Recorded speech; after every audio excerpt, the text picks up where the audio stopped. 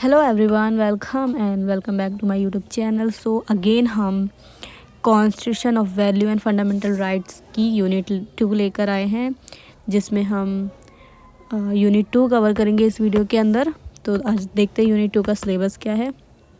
तो यूनिट 2 जो है वो constitution values, justice, social and political, economic, liberty of thoughts, expression, belief, faith, worship, equality before law, equal application of law, fraternity, dignity, unity and integrity. तो इसमें हम संवैधानिक मूल्य, न्याय, सामाजिक, राजनीतिक और आर्थिक स्तर पर स्वतंत्रता, विचार की अभिव्यक्ति, विश्वास और पूजा की स्वतंत्रता, समानता, कानून के समक्ष समानता और कानून के समान अनुप्रयोग, बंधुता, गरिमा, एकता और अखंडता के बारे में, इस सारी चीज़ों को हम आज यूनिट 2 में कवर करेंगे। तो आप इस वीडियो को लास्ट तक देखिएगा, आपको ये सारी चीज़ें क्लियर हो जाएंगी। तो आइए आगे बढ़ते हैं। तो हमारा कॉन्स्टिट्यूशनल वैल्यूज़, भारतीय संविधान में निहित संवैधानिक मूल्य व आदर्श और सिद्धांत है जो राष्ट्र की शासन प्रणाली, सामाजिक संरचना और नागरिकों के अधिकारों एवं कर्तव्यों का मार्गदर्शन करते हैं। प्रमुख संवैधानिक मूल्य जो हैं वो ये हैं, निम्नलिखित हैं। पहला है संप्रभुता, सॉवरेनिटी। भारत एक स्वतंत्र और सर्वोच्च शक्ति संपन्न राष्ट्र है जो किसी बाहरी सत्ता के अधीन नहीं है। ये स्वतंत्र भारत को अपने आंतरिक और बाहरी मामलों में पूर्ण निर्णय लेने की क्षमता प्रदान करती है। सेकंड है सोशलिज्म, समाजवाद। संविधान में समाजवाद का समावेश ये सुनिश्चित करता है कि देश में सामाजिक और आर्थिक समानता हो। इसका उद्देश्य संसाधनों का समान वितरण, सामाजिक न्याय और सभी नागरिकों के लिए समान अवसर प्रदान करना है, जिससे समाज में वर्ग भेद कम हो और समग्र विश्वास हो सके। थर्ड वन है धर्मनिरपेक्षता, सेक्युलरिज्म। भारतीय संविधान किसी विशेष धर्म को राज्य का आधिकारिक धर्म नहीं मानता है। यह अनिवार्य करता है कि सभी धर्मों के साथ समान व्यवहार किया जाए तथा किसी विशेष धर्म के पक्ष में या उसके विरुद्ध भेदभाव ना किया जाए। फोर्थ वन है लोकतंत्र। भारत में लोकतंत्र का अर्थ है कि जनता के द्वारा, जनता के लिए और जनता के माध्यम से चुनी जाती है। ये प्रणाली नागरिकों को अपने प्रतिनिधियों को चुनने और अधिकार देती है, जिससे वे शासन में सक्रिय भूमिका निभा सके। लोकतंत्र नागरिक स्वतंत्रता, अभिव्यक्ति की स्वतंत्रता और विधि के शासन की गारंटी देता है। उसके बाद है न्याय, जस्टिस। संविधान सामाजिक, आर्थिक और राजनीतिक न्याय की गारंटी देता है, जिससे सभी नागरिकों को समान अवसर और अधिकार मिले और किसी के साथ भेदभाव, डिस्क्रिमिनेशन ना हो सके। उसके बाद आता है स्वतंत्रता, लिबर्टी। ये मूल्य, विचार, अभिव्यक्ति, विश्वास, धर्म की उपासना की स्वतंत्रता सुनिश्चित करते हैं, जिससे प्रत्येक व्यक्ति अपनी इच्छा अनुसार जीवन जी सके। उसके बाद आता है समानता। संविधान कानून के समक्ष सभी नागरिकों की समानता और अवसर की समानता की गारंटी देता है, जिससे किसी के साथ जाति, धर्म, लिंग या भाषा के आधार पर भेदभाव ना हो। उसके बाद आता है फ्रेटर्निटी, बंधुता। ये मूल्य सभी नागरिकों के बीच भाईचारा की भावना को बढ़ावा देता है, जिससे राष्ट्र की एकता और अखंडता सुनिश्चित हो सके। मौलिक अधिकार, संविधान जो फंडामेंटल राइट्स है, संविधान नागरिकों को मौलिक कर्तव्य प्रदान करता है, जैसे स्वतंत्रता का अधिकार, समानता का अधिकार, शोषण के विरुद्ध अधिकार, धार्मिक स्वतंत्रता अधिकार आदि, जो उनके विकास और स्वतंत्रता के लिए आवश्यक है। उसके बाद आता है राज्य की नीति निर्देशक तत्व, directive principle of state policy. ये सिद्धांत राज्य को सामाजिक और आर्थिक नीतियों के निर्माण में मार्गदर्शक प्रदान करते हैं, जिससे कल्याणकारी राज्य की स्थापना हो सके। और मौलिक कर्तव्य होते हैं नागरिकों के लिए। संविधान में कुछ मौलिक कर्तव्यों का उल्लेख है जो राष्ट्र की एकता, अखंडता, समृद्धि के लिए आवश्यक है। ये संवैधानिक मूल्य भारत के लोकतांत्रिक ढांचे की नींव है और राष्ट्र के समग्र विकास, सामाजिक न्याय और नागरिकों के अधिकारों की रक्षा में महत्वपूर्ण भूमिका निभाते हैं। उसके बाद हम देखते हैं justice, social and political and economic justice. तो उसके बाद देखते हैं भारतीय संविधान की प्रस्तावना में न्याय को 3 प्रमुख रूप में परिभाषित किया गया है, सामाजिक न्याय, आर्थिक न्याय और राजनीतिक न्याय। इन तीनों का उद्देश्य एक समतामूलक समाज की स्थापना करना है, जहाँ प्रत्येक नागरिक को समान अवसर, अधिकार और सम्मान प्राप्त हो। तो सामाजिक न्याय देखते हैं, सोशल जस्टिस।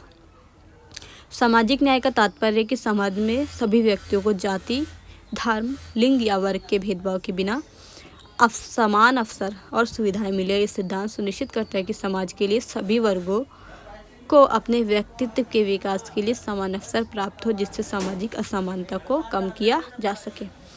उसके बाद है आर्थिक न्याय, इकोनॉमिक जस्टिस। आर्थिक न्याय का उद्देश्य है कि देश के आर्थिक संसाधनों का वितरण इस प्रकार हो कि सभी नागरिकों को उनकी आवश्यकताओं के अनुसार संसाधन और अवसर मिले।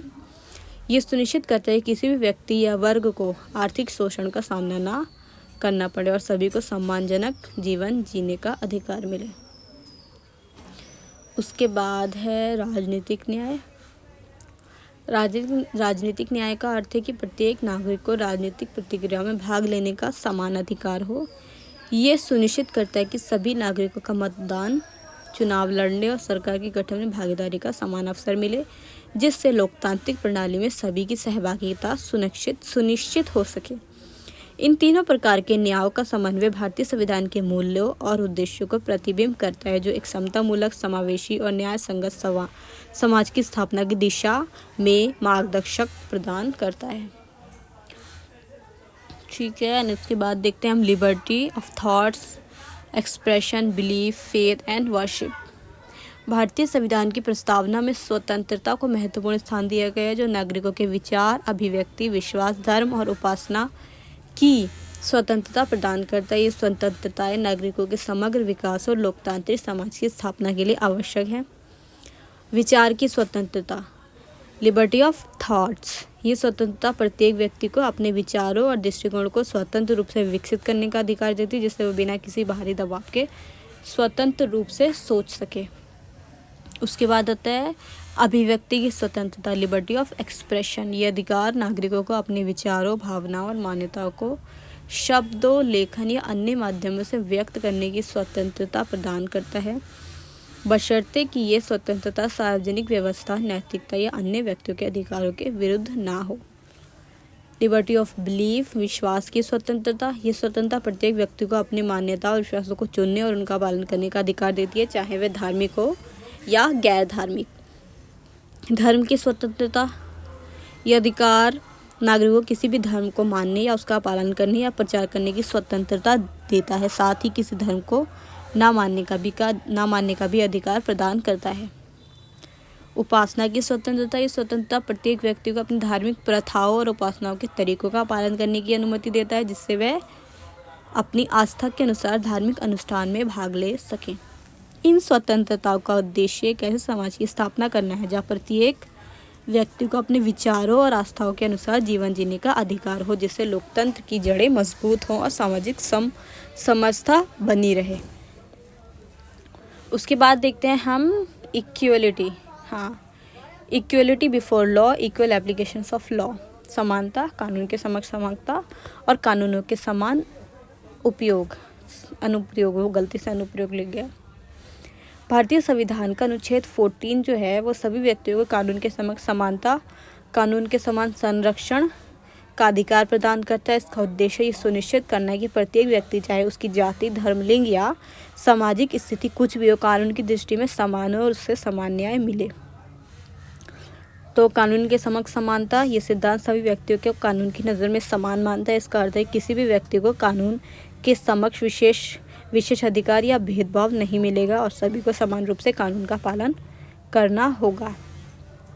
कानून के समान संरक्षण, ये प्रावधान सुनिश्चित करता है कि सभी व्यक्तियों को कानून द्वारा समान सुरक्षा और लाभ मिले। इसका तात्पर्य कि समान परिस्थितियों में सभी के साथ समान व्यवहार किया जाए और किसी के साथ भी अनुचित भेदभाव नहीं होगा।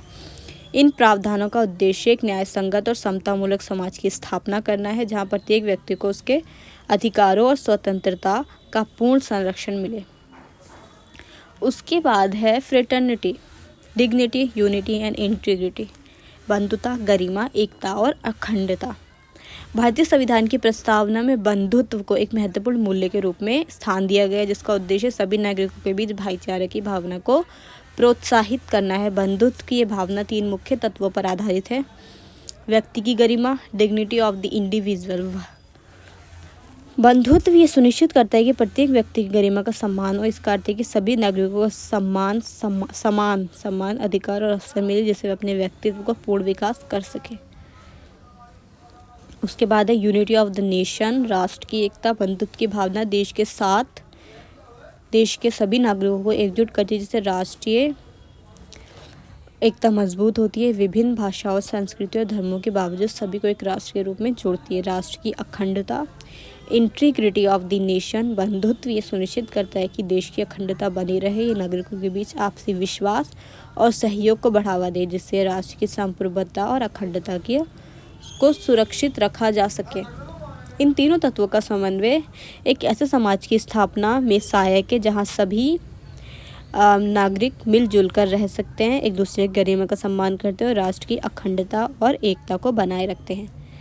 सो आई होप आपको ये वाली वीडियो भी समझ आई होगी, जिसमें हमने constitution, values, justice, liberty, equality, fraternity के बारे में जाना, न्याय, स्वतंत्रता, समानता, बंधुत्व, इन सारी चीज़ों के बारे में हमने जाना। तो आई होप आपको वीडियो समझ आई होगी, वीडियो पसंद आई होगी। अगर आपको वीडियो पसंद आई है तो please do like, share and subscribe to my channel and thanks for watching guys.